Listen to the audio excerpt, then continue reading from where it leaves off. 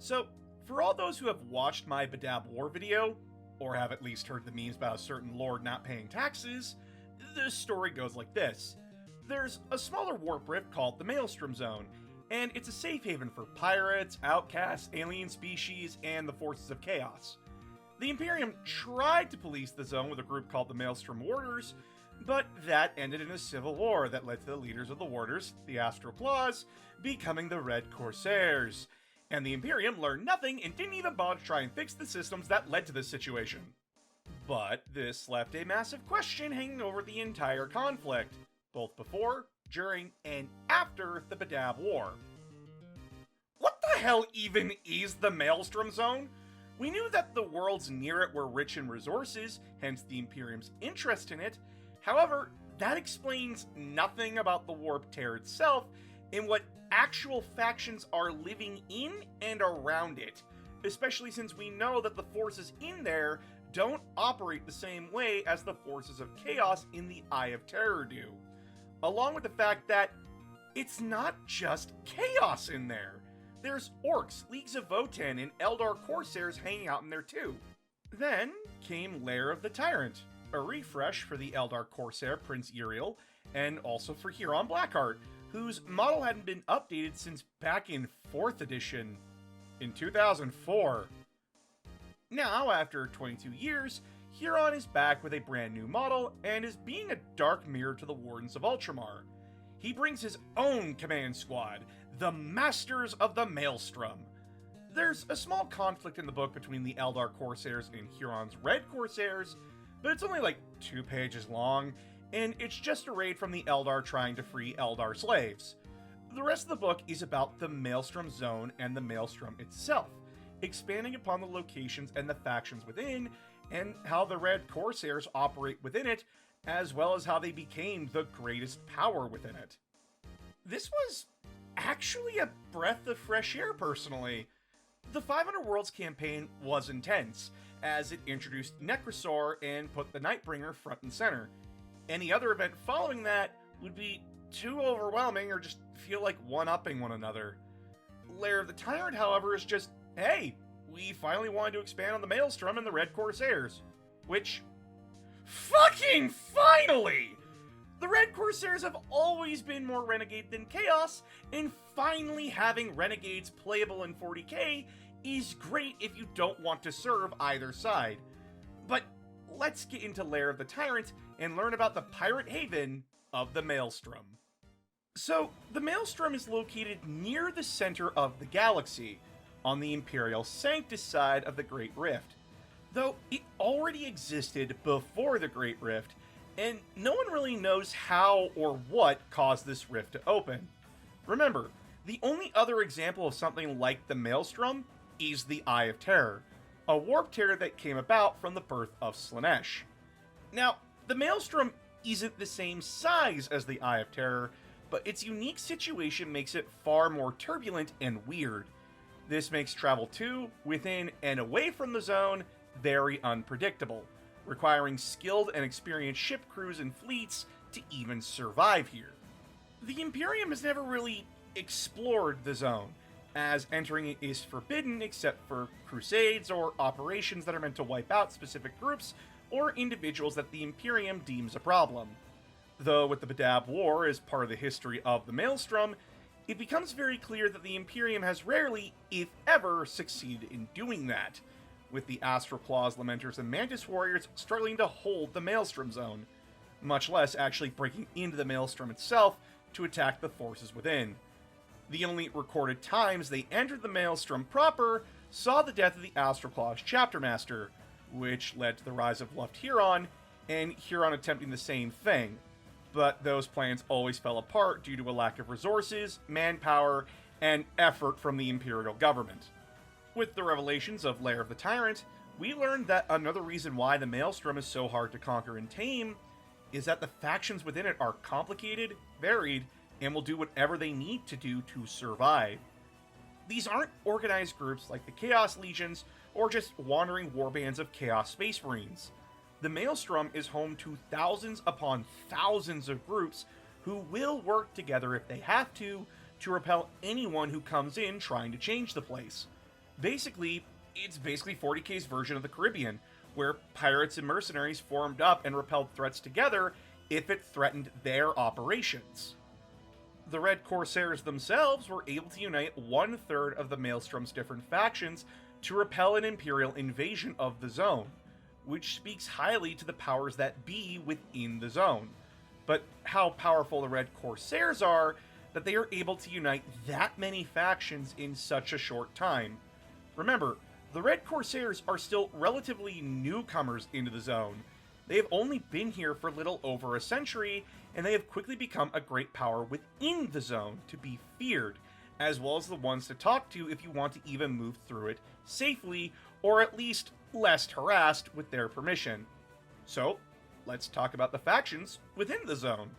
Within the Maelstrom zone, there are tons of different factions, ranging from Orc Freebooters, Leagues of Votann Expedition Fleets, Renegade Space Marine chapters, Renegade Mechanicus Forge Worlds, Renegade Guard units, the Forces of Chaos, and even the original Traitor Legions like the Emperor's Children and Night Lords. The main two factions, however, are the Eldritch Raiders under Corsair Prince Uriel of Craftworld Yandin, and of course, the faction the book is named after, Huron Blackheart and his Red Corsairs. The Eldritch Raiders have been a thing in 40k for years, though with the release of Lair of the Tyrant, GW released brand new models for the Eldar Corsair army, and Prince Uriel got his model redone. The reason why the Eldritch Raiders are inside the Maelstrom zone is due to a treasure trove of Eldar worlds within the zone, along with hidden webway gates that would allow the Raiders to get around the zone faster and to engage in what they do best, hit and run. They also look for hidden artifacts and weapons from the days of the Eldar Empire. The leader of the Eldritch Raiders is, of course, Prince Uriel, a former autarch of Craftworld Yandin.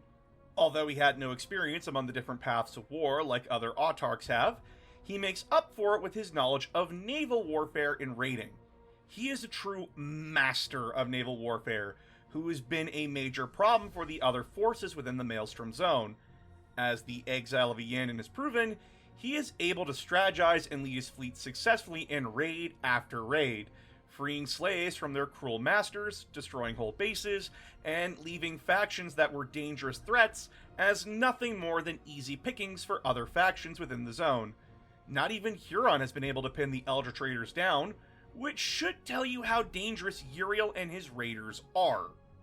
After Uriel is Karseth the Aethermancer, the Eldritch Raiders' best Void Dreamer. Void Dreamers are the navigators and psychers of the Eldar Corsairs, able to guide their fleets around the galaxy along with wielding psychic power safely. Void Dreamers are desperately sought after. If you watched my Craftworld Eldar video, the comparison for this role is the Eldar Warlock or Spirit Seer. Void Dreamers also have the ability to watch over the Eldar's dead spirit stones and put them into wraith constructs. To have a single Void Dreamer speaks volumes of a Corsair fleet's military power. Next up is the face of the Maelstrom Zone, the former Loyalist chapter, the Astral Claws. They cast off their colors of silver and blue and took on red and black instead. Although the Badab War left them with maybe a ship or two and only a handful of Marine squads left, the renamed Red Corsairs were still able to take pirate base after pirate base, ship after ship, and slowly regrew their forces. However, they only accomplished this with leadership of Luft Huron, now styling himself as Huron Blackheart, master of the Red Corsairs. In just under a century, Huron was able to grow the Red Corsairs from just 2 ships to a pirate fleet rivaling that of a Space Marine Legion of old. The Red Corsairs function more like a renegade band of Space Marines than like actual Chaos Space Marines, which makes sense because they were the original form of what playing Renegades in 40k were meant to be. Huron not included, because he is clearly a Chaos Lord. But the Red Corsairs are a mix of Renegades, Exiled Space Marines, and Chaos Space Marines, giving them a massive advantage over other Chaos factions when it comes to the Imperium, because all of their new recruits and weapons are from the modern Imperium, meaning that they have knowledge of the organizations, codes, and playbooks of the modern Imperial groups. And all a Renegade chapter or Guard unit has to do is pledge allegiance to the Red Corsairs, and well, they're in. The Red Corsairs are organized into small raiding fleets, with these fleets having varying sizes of personnel from regular mortal crews and military units to the Space Marines themselves. These groups are led by Reaver captains, who answer directly to Huron and his council.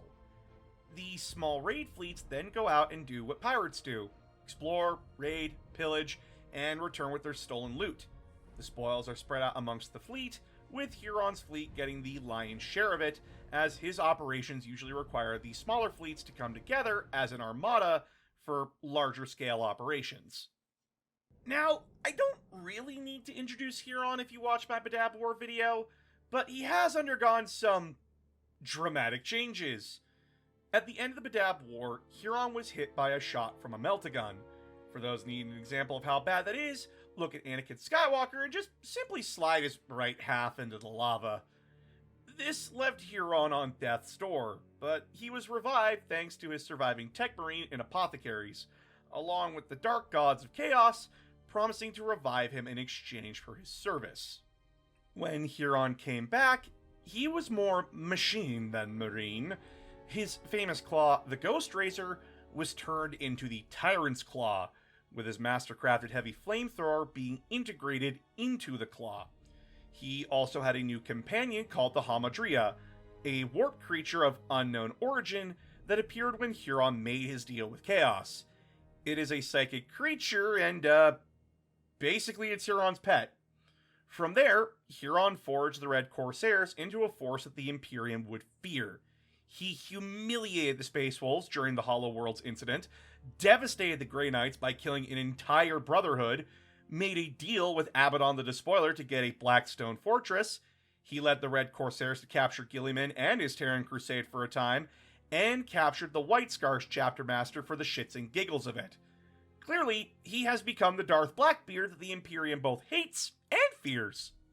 However, Huron is not the only leader of the Red Corsairs. Much like with Titus and his Wardens of Ultramar, Huron has his Masters of the Maelstrom, and they act like his own personal command squad, as well as leaders in their own right, which means I'll be going into them as well! Oh boy! First on this list is Garion the Corpse Master. Garion is an apothecary and one of the original survivors from Badab. In fact, he was the most senior apothecary of the Astral Claws back in the day.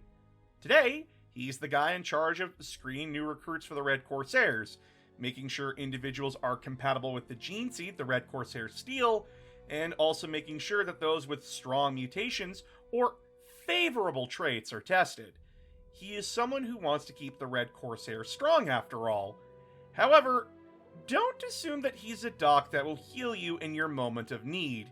He is the Corpse Master after all, and he will take what he needs from you, leaving you a corpse after he's done, whether friend or foe. Next up is Qatar Garrix. He actually wasn't an Astral Claw. He was a member of the Executioners chapter during the Badab War. However, he ended up abandoning his chapter and fleeing with the Astral Claws after the war. Not out of a sense of loyalty or camaraderie with Huron survivors, but the fact that following Huron would let him continue to fight worthy opponents and slate his own bloodlust. Qatar is Huron's personal executioner within the Red Corsairs, being sent out to kill enemy leaders, champions, or to go after Reaver captains whose heads got too big for their station, so to speak. When Qatar is around, it's life or death, and he will keep killing for Huron so long as the Blackheart keeps proving his strength and leadership. After Qatar is Galon Soul Eater. Like Qatar, Galon wasn't an Astral Claw survivor. He was a librarian of the Mantis Warriors chapter who fled with the Astral Claws to avoid Imperial judgment. And clearly it worked out for the guy, acting as Huron's spy master and shadow. He's a terrifying psyker to behold. His ability to predict the future, control the minds of others, and read the thoughts of those he chooses has made him infamous within the Red Corsairs. It's clear that of all of Huron's psykers and former librarians, Galon is his most favored. Next up is quite perplexing. A regular mortal and a Xeno. Now, Renegades and Chaos Warbands do have mortals in Xenos among them, but usually never so close to the top. The only ones to date that do this regularly are the World Eaters and Night Lords. However, these two have proven their worth more times than any of these Space Marines can count. There's Captain Sargata, a human captain who was once a promising naval commander in the Sol system, until her enemies and those she or her family fucked over humiliated her and sent her off to a backwater system in disgrace. She betrayed the Imperium by joining the Red Corsairs and quickly became one of the most trusted people in Huron's inner circle.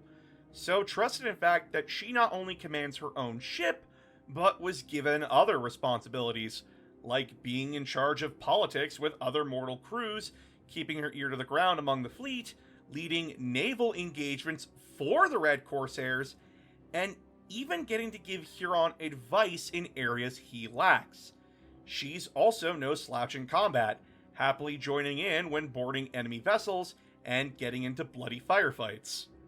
The last of Huron's inner circle is the Enforcer, a Xeno of the Tyrillian race, a minor alien faction within Warhammer.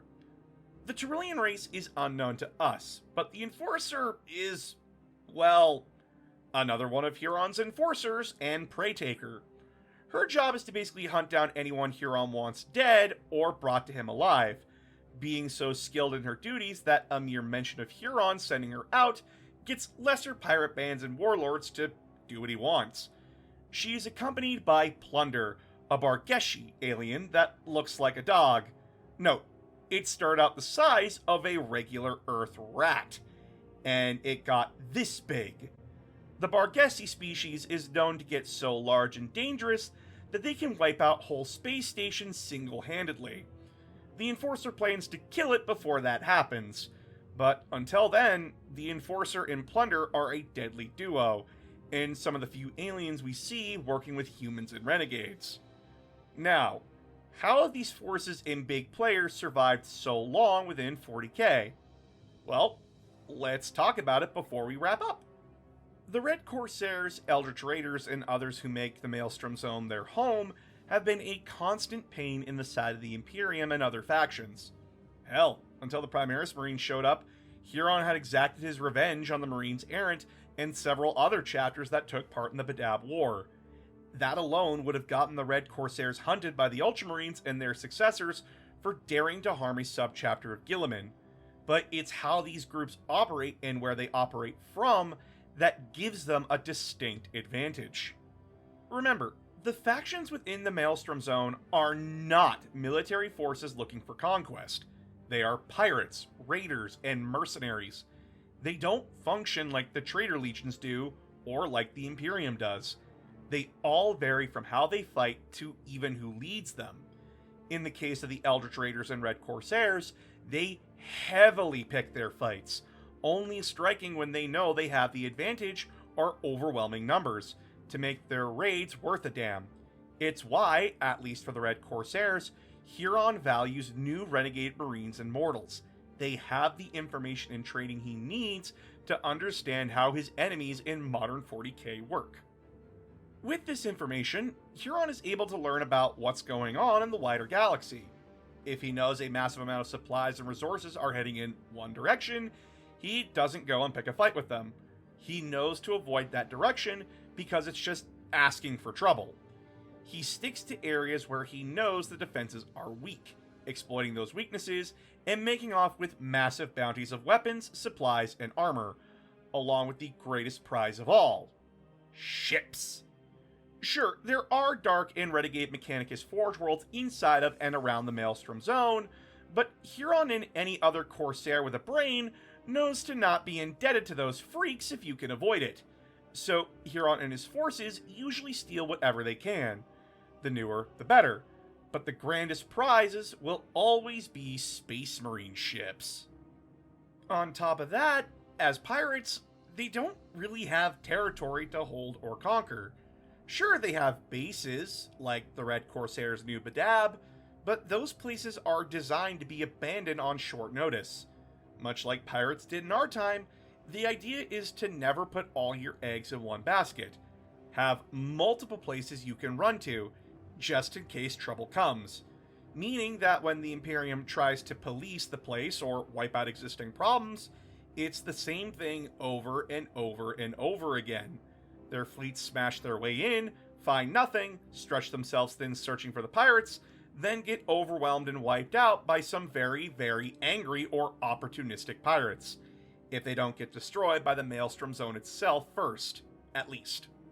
This is why the zone has remained a massive problem for the Imperium, even into modern 40k.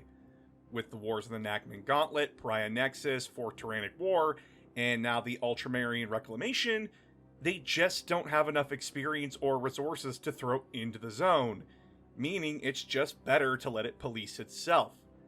But, as we find out at the end of Lair of the Tyrant, maybe Guilliman has figured out a way to get what he wants and get rid of the Red Corsairs. If you remember the ending of the Badab War, the secessionist chapters, the Lamenters, the Executioners, and the Mantis Warriors, weren't wiped out. Instead, they were each given 100-year-long penitent crusades, where they couldn't recruit new members to their chapters and could never run away from a fight no matter how hopeless it was. Surprisingly, these chapters survived, and Guilliman knew that these veterans of the Badab War would be useful. He ended their crusades and allowed them to begin recruiting again, even promising to fully absolve them of their sins if they bring him the head of Huron Blackheart, which, although is a great strategy, the same force that may have started the Badab War, the Inquisition, might be moving to cause even more problems for Guilliman and the Space Marines. Lair of the Tyrant wasn't a huge story that progressed the overall universe of 40k. It was meant to explain the inner workings of the Maelstrom Zone, the factions that live in it, and of course, as always, give us updated models for returning characters, Huron and Uriel, and new models for the Red Corsairs and the Eldar Corsair model line from Forge World, along with giving us brand new custom character creators and a new set of missions and rules for free-for-all style games that include up to 3 to 4 players. These games can get chaotic, so I recommend planning a whole day around them if you want to try it. Personally, this change of pace was like a breath of fresh air. No big fights, no new war zones to worry about and keep up with, just an info dump. And as someone who loves to hyperfocus and deep dive, this was a treasure trove for me.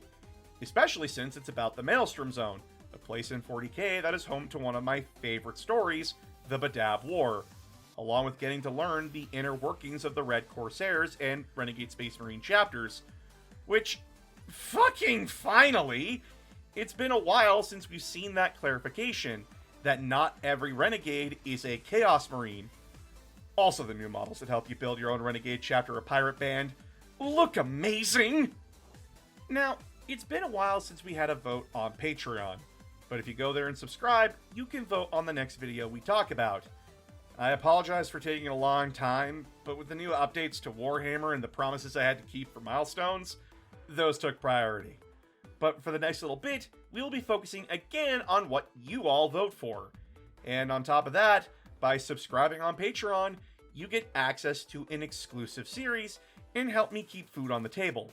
If you don't have the funds, don't stress. Just liking, subscribing, and sharing the video is enough help. But until then, I'll see you all next time.